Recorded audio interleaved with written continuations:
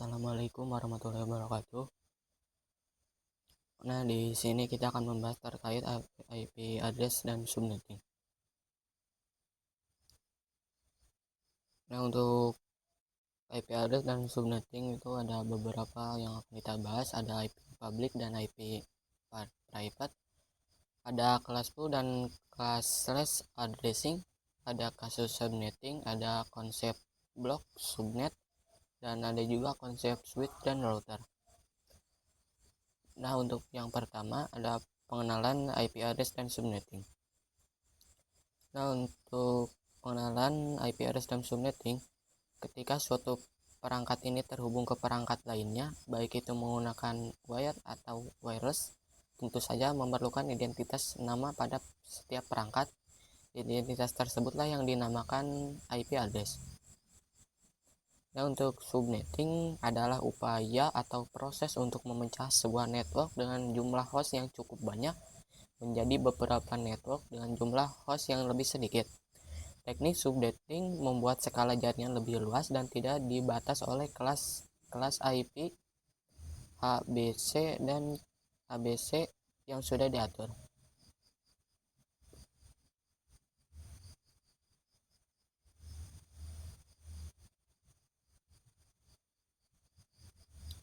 Nah, untuk yang selanjutnya ada IP address private dan public.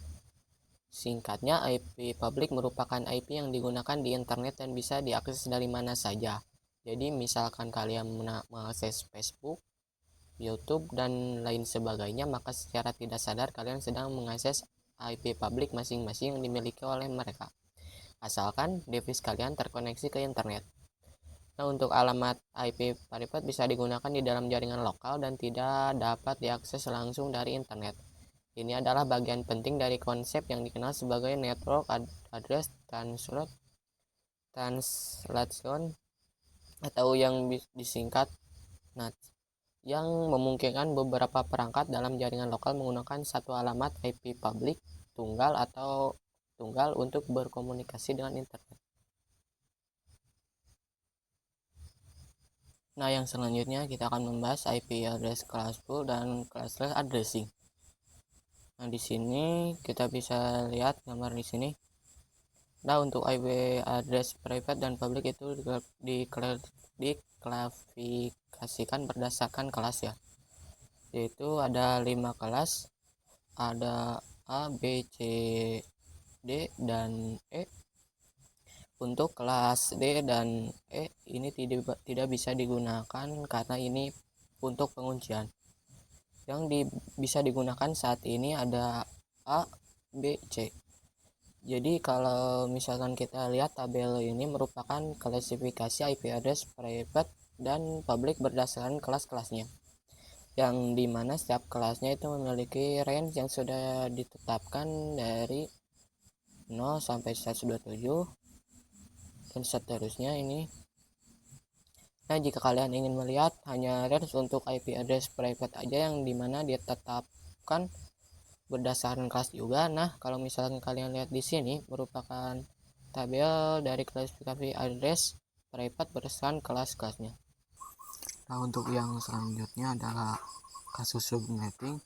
Untuk melakukan proses subnetting, Anda akan melakukan beberapa proses seperti prefix yang sesuai, subnet mask, IP network, dan IP broadcast, dan juga range IP yang bisa digunakan. Nah, untuk yang kasus subnetting selanjutnya, untuk melakukan proses subnetting, Anda akan melakukan proses seperti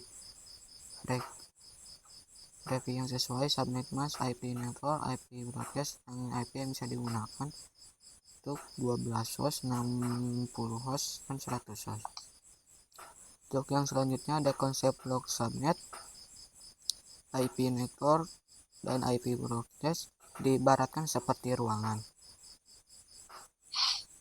Setiap blok subnet by default tidak bisa saling ping komunikasi. Kumpulan PC yang berada pada suatu ruangan perlu dikonfigurasi menjadi satu blok subnet. Nah, untuk contoh IP networknya ada di sini dan IP broadcastnya. Nah, untuk yang selanjutnya ada IP versi 4 delivery type. Untuk yang pertama ada unicast atau on to on communication, ini contohnya. Dan untuk yang selanjutnya ada multicast on to main communication, ini contohnya. Dan untuk yang broadcast on to all communication, ini semua ya. Nah, selanjutnya ada konsep switch dan router.